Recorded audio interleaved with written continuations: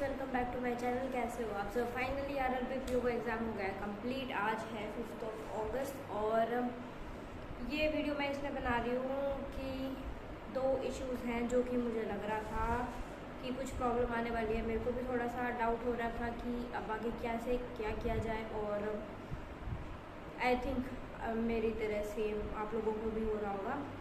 तो मेन बात ये है कि जो इतना अनएक्सपेक्टेड पेपर आया है, और ख़ासकर जो मेरे वाली शिफ्ट में थे 3 अगस्त को, सेकंड शिफ्ट में था जिनका, वैसे मतलब और भी थी ऐसे ही जिनका एकदम अनएक्सपेक्टेड आया है, और जो मेरी तरह एकदम बाउंड्री लाइन पे है जिनको ऐसा लग रहा है क्या पता मेरा होगा या नहीं होगा क्लियर। तो एक बात तो मैं आपको कहना चाहती हूँ कि देखो, इस चीज़ के बारे में हम सोच के कोई फ़ायदा नहीं है। एंड आई नो इतना आसान नहीं है कि इस चीज़ के बारे में हम ना सोचें, पर फ़ायदा नहीं है, क्योंकि आप इसके बारे में सोचोगे आपको मोरल डाउन होगा, आपको कॉन्फिडेंस डाउन होगा, प्लस आपके पास इतना टाइम नहीं है कि आप इस चीज़ के बारे में सोचो, क्योंकि आपका नेक्स्ट एग्ज़ाम बिल्कुल सर पे है। 17 या 18 को आपका आरआरबी क्लरिकल आ गया है, उसके बाद नेक्स्ट वीकेंड फिर IBPS क्लर्क आ जाएगा। तो थोड़ा सा कम तो होगा देखो इसके लिए सोच के कि अगर नहीं होगा तो क्या करेंगे। पर ऐसा है कि आपको चाहिए सिलेक्शन एक बार के लिए, चाहे किसी में भी हो जाए, चाहे क्लरिकल हो चाहे पीओ हो, ये चीज़ आपको सोचनी है। प्लस आपके पास अभी आ गया कि काफ़ी मौके हैं।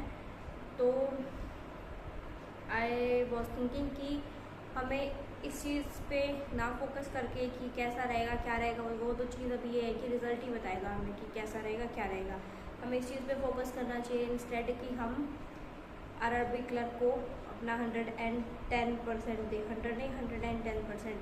तो ये मैं क्यों कहना चाह रही हूँ, क्योंकि जिसकी तैयारी अच्छी है ना, जिनका मतलब मार्जिन पे ही बात है कि अगर आपने थोड़ी सी भी गड़बड़ करी, आपने थोड़ा सा भी ध्यान नहीं दिया, तो आपका चांस हाथ से जा सकता है।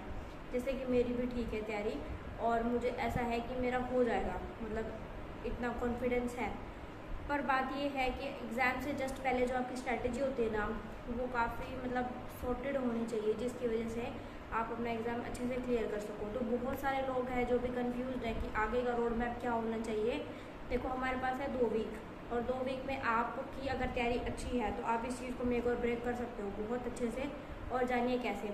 अगर आपका कोई भी टॉपिक वीक है या फिर कोई भी रीजनिंग या पॉइंट्स जो सा भी सेक्शन वीक है, आपको उसके ऊपर थोड़ा सा ज़्यादा ध्यान देने की ज़रूरत है इस टाइम पे। अगर आपने टॉपिक बिल्कुल ही नहीं कर रखा, जैसे कि अरिथमेटिक है, कोई टॉपिक बिल्कुल भी नहीं कर रखा आपने, तो उसको तो मत लगाओ हाथ, उसको तो हाथ लगाने का मतलब ही नहीं है।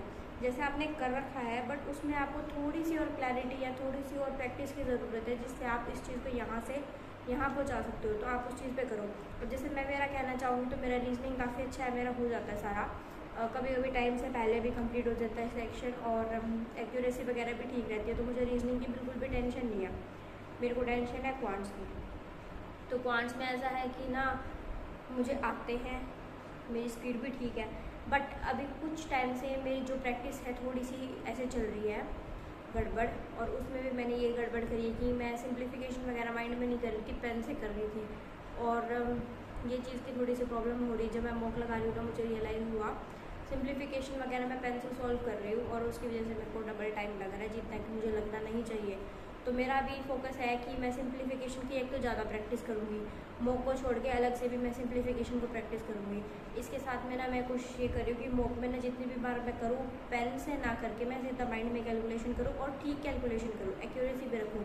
तो मेरा यही फोकस है, मैं मॉक में इसी चीज़ पे ध्यान दे रही हूँ। अभी आपके पास 2 वीक है, 2 वीक में आप आराम से इस चीज़ की आदत डाल सकते हो, अगर आपको साथ भी मतलब सेम प्रॉब्लम हो रही है, ठीक है। एक मेरे को ये था, दूसरा मेरे को ये था रोंग नंबर सीरीज़ अभी पीओ के जितने भी मॉक लगाए ना, उसमें हो रही थी गड़बड़। उसमें पैटर्न पकड़ने में गड़बड़ लग रही थी, क्योंकि कुछ टाइम से प्रैक्टिस थोड़ी कम है।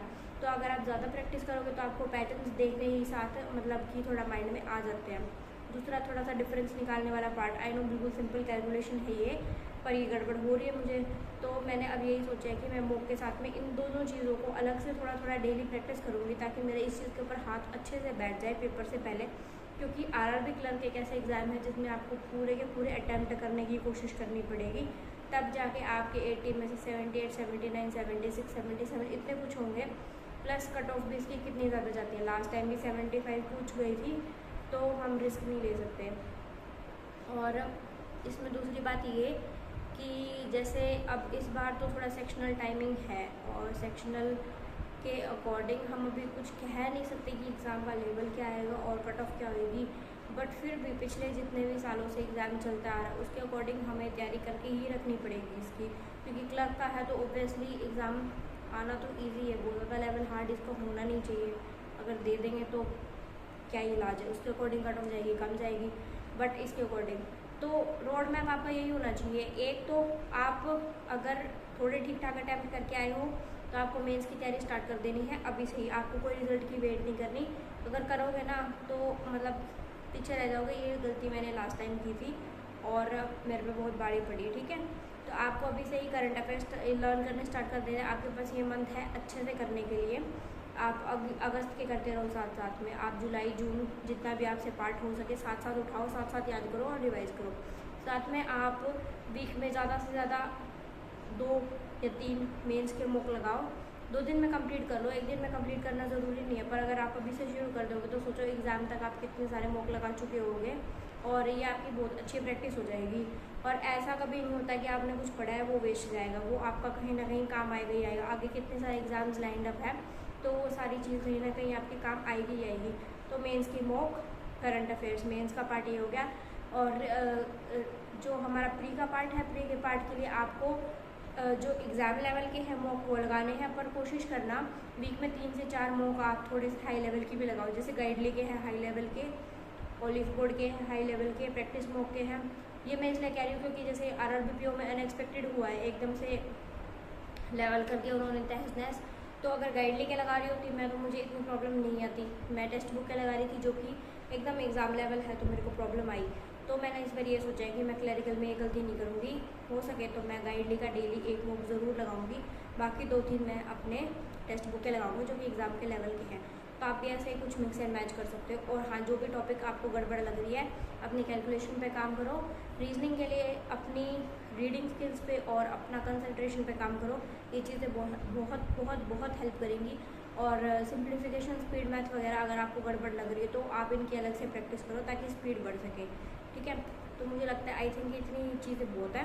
और हाँ, आपका RRB क्लर्क का एग्ज़ाम कब है आप वीडियो के नीचे कमेंट करके बता सकते हो, कब है, कौन सी शिफ्ट है। मेरा है 17 को फर्स्ट शिफ्ट में, ठीक है।